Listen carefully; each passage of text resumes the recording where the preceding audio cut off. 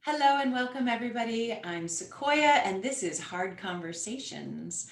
Today I have a fantastic guest. Her name is Janet Farnsworth and she is also an author. She's the author of a brand new book called Your Body is Your Superpower. And she's going to talk a little bit more about her book and the work that she does and why she does the work she does. But I just want to fill you in a little bit about Janet. Janet is a body empowerment coach and shame buster. God, I love that. She helps women become best friends with their bodies. This is such an important conversation we're going to have. Janet is the founder and CEO of the movement therapy practice, the practice of now, Let Love Move You, and the two-time best-selling author of Love Your Body, The Guide to Stop Making Your Body a Battleground, and Your Body is Your Superpower, How to Live a Life of Confidence, Clarity, and Joy. After 30 years of supporting hundreds of women heal body trauma, including sexual assault, addiction, disability, prejudice, and eating disorders, Janet shares the secrets not just to connect the body, but also how to use the body as your powerful asset. I am your host. I'm Sequoia Stafford, and I'm on a mission to take the pain and suffering out of love. I'm a best-selling author also of It's Hard, Sexual Satisfaction Secrets to Beat Erectile Dysfunction, and my latest book, I'm Not Jealous, The Ethical Non-Monogamous Guide to Free Love Relationships Without Suffering. And I started Hard Conversations so that we could talk about things like what we're going to talk about today, which is what would it be like to fuck and not give a fuck about how you look? A real talk about real issues with sex, appearance, and your body. Hi, Janet. How are you? No, that was great. I had so much fun just watching you and Thank listening to what you. you're saying. I'm like, I like this. This is good. What Yeah. And look, we even have matchy matchy. We're both in this pinky world today, talking yeah, about bodies. true. Yeah, yeah. It's interesting you say that because right at that point, it reminds me of what you and I were saying to each other before this went live and started recording, which is that there is inevitably a time before we know that we're going to be seen Yeah.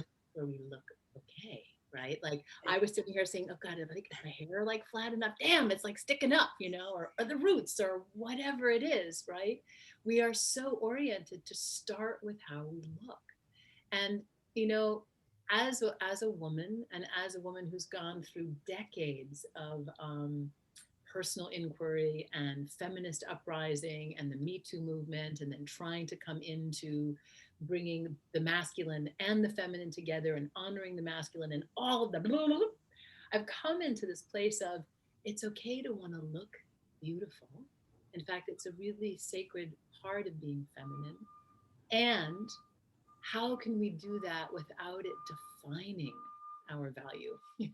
How can we do it without letting it be the only thing that matters? Which is why I really love our book or our talk topic today. And I really am grateful because, I'm not sure where this is going to be seen or in what context, but we can actually say the word fuck in here, both as a verb and also like as an adjective, like fucking, like I don't, or whatever, when you don't give a fuck about how you look, like what Yeah. would that be like? It's like, ooh, I love this. Absolutely. Well, I think that the more we all get comfortable with Mm. things that have been in the past taboo, or things we don't talk about, right? Or, things that we only do in a private setting and nobody else gets to know that we do it, or nobody else gets to see us doing it. It's like, yeah, there are private, sacred spaces to do things. However, I'm seeing a lot of people don't even talk to their partners about these sensitive things in the moment.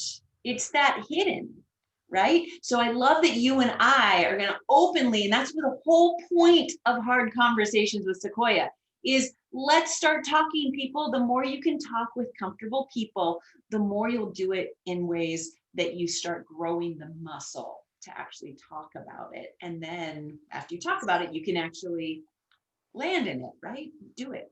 Well, and you know, it's so wonderful that you say that, and I love that because you know, having the conversations between us so that we can have the conversations with the partners, to me, is also the gateway into being able to have the conversations with ourselves. Yes. And Oh, you I know, love that you said and I'm like a body empowerment coach. I've been, you know, working with hundreds of women over decades. And my dirty little secret is I did naked yoga by myself for the first time during quarantine. I'm a yoga teacher, right? that. I I took love it. thousands of classes.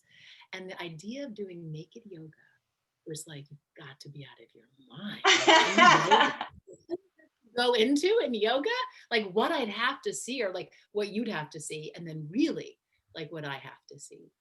And you know, and it's a to me it's a beautiful segue because in that inquiry of realizing, wow, this is the first time, and I got to tell you, my body is less and less of what my mind says it's supposed to be as I get older.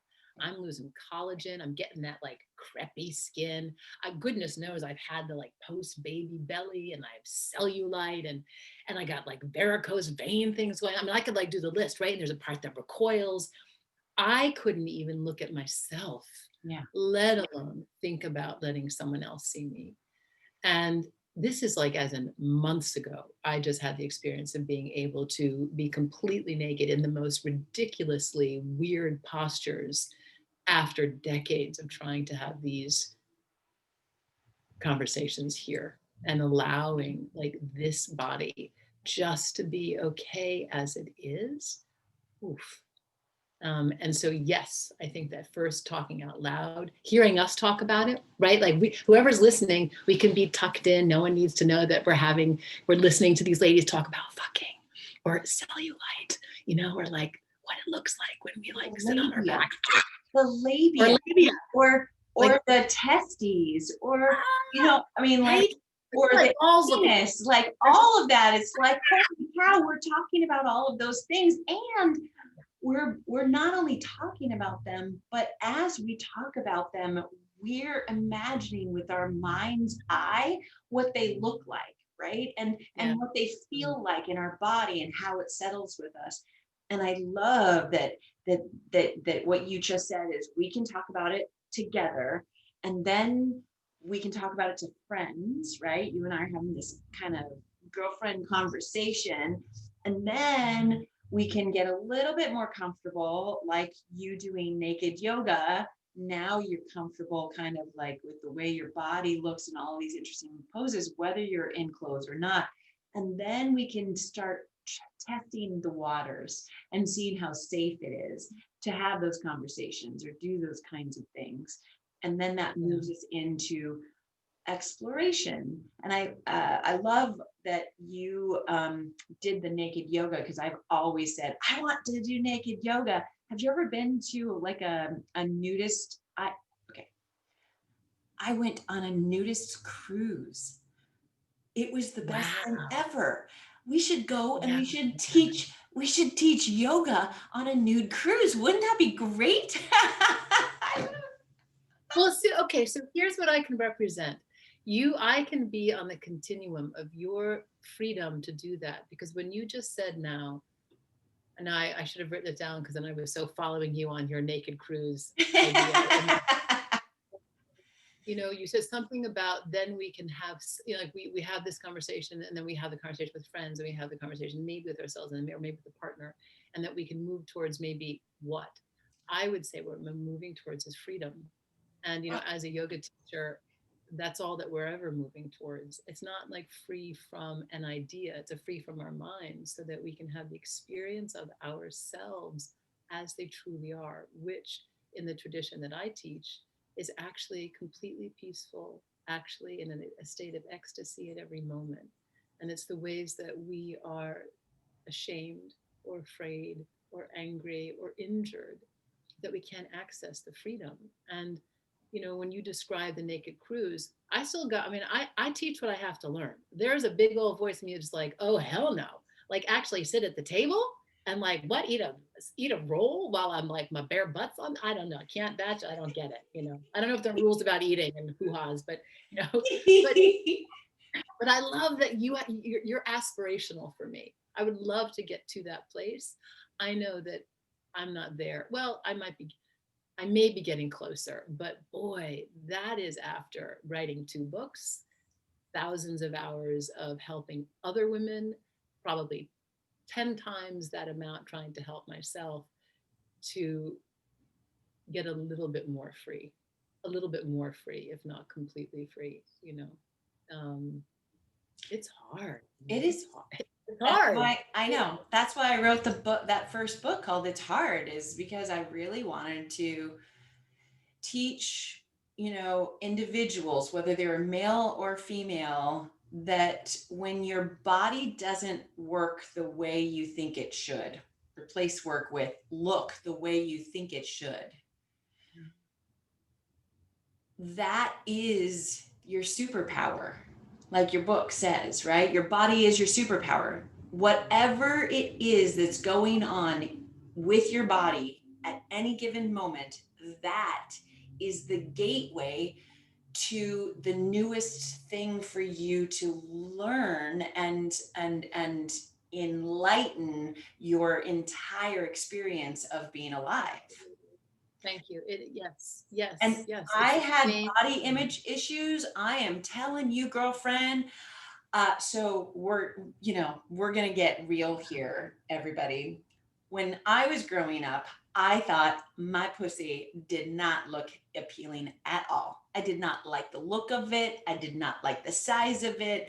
I was really skinny, but the pubic mound stuck out so far from my shorts and my pants that it made me feel like I was deformed. I never liked looking at my genitalia. It took until like my 40s, I'm now 50, till my 40s before I could even like really be present with it.